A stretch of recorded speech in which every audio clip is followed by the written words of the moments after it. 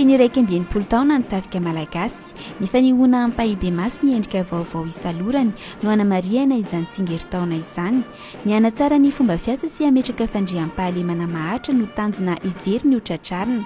rafitra mametraka fa tafika manakaiky ny vahoaka no kasaina apetraka fanovana takian'ny fanatontolona sy ny filan'ny fandriam-pahalemana eto Madagasikara no nentina hoy ny général de division Josoara Kotoaridjaona efa oeritaona izay no ny roso tsikelikely tamin'ny fanovana ny avy ao amin'ny tafika. Tsy voizao tsika no nanova rafitra tamin'ity tafika malagasy ity fa raha tadidinareo dia efa nisy zany hoe force de développement, force de détermination fa zao moa tsika vao tena sa zany ny nanovan'izy ity dia ny voalohany natao indrindra dia nampifanarahana amin'ny atao hoe armée du monde anga zany hitovitovy amin'ny olona rehetrarehetra indrindra ampifanaraka ny zava-misy eto Madagasikara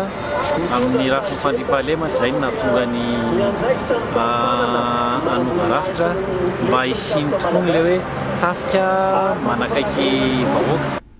Isan'ny fanovana lehibe ny fananganana ny état-major ny tafika malagasy na ny état-major des armées izay andrindra kokoa ny rojo-panatanteraka iara-iasa amin'ny état-major telo dia ny état-major ny tafika an-tanety ny tafika anabakabaka ary ny tafika an-dranomasina ity état-major ity ny andrindra amin'ny ankapobeny ny miaramila hanomana rabatana sy ara-tsaina azy ireo hiatrika ny fiainana amin'ny andavanandro ary vonona rehefa misy ny iraka ilana azy no asa voalohany takiana amin'ny état-major isan-tafika. État-major anankitelo zany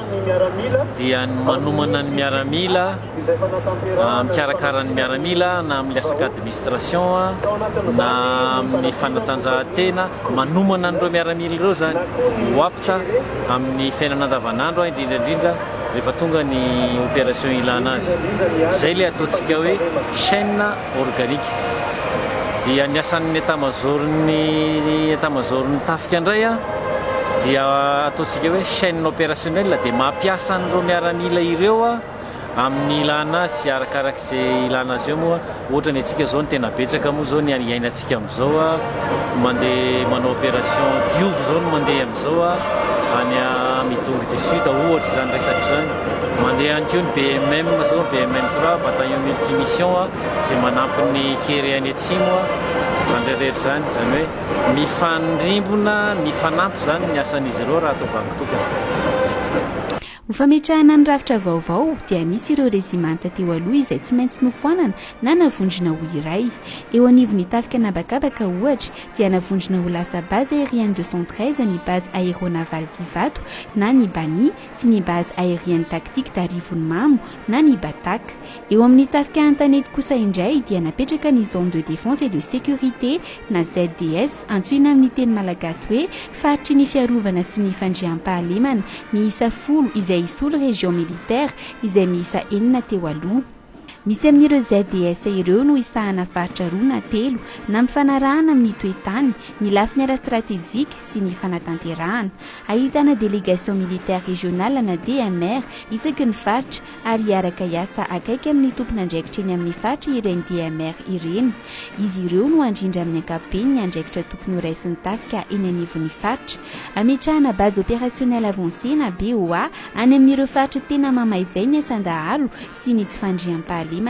miaramila valopolo no apetraka any amin'ireny BOA ireny toy ny BOA ny any akory izay vao notokana na herinandro vitsivitsy izay any amin'ny toerana izay somary milamina kosa indray dia nasiana ny détachement spécial de sécurité na DSS izay ahitana vata miaramila roapolo misy ireo faritra izay sady tsy ahitana BOA no tsy ahitana DSS toy ny ZDS Ankarana sy ny ZDS Atsinanana. Eo amin'ny tafika an-dranomasina kosa indray dia napetraka ny 2e bataillon d'infanterie de la marine misolo ny rezimanta ny Elivonjitaitra na ny 2e RFI Antsiranana.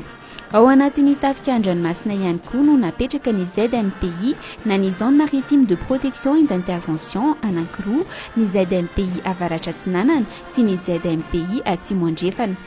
Anisan'ny asan'ireto ZMPI ireto ny fanaraha-maso izay mety ho fifanakalozana tsy ara-dalàna amin'ny sisin-dranomasiny Madagasikara. Maromaro ny rezimanta atoato mbola tsy maintsy na avondro na tambatra na esorina mihitsy araka ny filan'ny firenena amin'izao fotoana zao sy ny fanatontolona amin'izao fotoana zao. Natao zany ireo rafitra rehetrarehetra ireo mba hifanaraka mirafitra misy eto amintsika ohatra hoe faritany ny faritra ny distrika hatrany amin'ny commune sy ny ratsamangaiky ny rehetrarehetra mba hanakakaizana kokoa ny vahoaka mba tsy sanatry izany ohatrany tanotsony hoe ny régimenta na ny toby miaramila sasany a milavitra be ny toerana misy ny tsy fandriam-pahalemana dia izay zany hoe zahana hanakaikikaiky kokoa ny vahoaka zany mba ahafahana mandrindra an'izay fandriam-pahalemana izay na ny zay tompon'ny fandriam-pahalemana afaka mi-intervenir avy hatrany dia napetraka ny BOA sy ny DSS nanaraka azy teo ny zone de défense et de sécurité manaraka azy eo ihany koa ny DMR zany ny farany teo zany rehetrarehetra zany dia natao handrindrana ny fandriam-pahalemana izay sahaniny miaramila gendarme ary ny polisy. Ao anatin'izay fanaovana rafitra izay ihany koa ny fametrahana ny boky fotsy ny fiarovana sy ny filaminana na ny livre blanc de la défense et de la sécurité izay andrafitra ny tondrozotra iantohana ny fandriam-pahalemana eto Madagasikara. Zany zao hoe livre blanc de la défense et de la sécurité izy amin'izao fotoana izao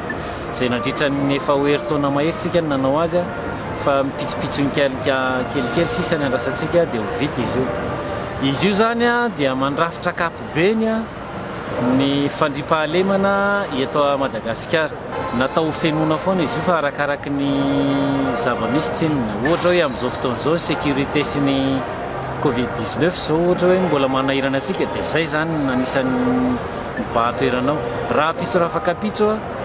efa mety vovahantsika daholo zany rehetrarehetra zany tsisy tsony zany arety mandozy zany mety zavatra hafa indray no resahana dia fenotsika indray ilay livre na hovaintsika tsikelikely miandalana iny izay no naovana azy hoe livre blanc.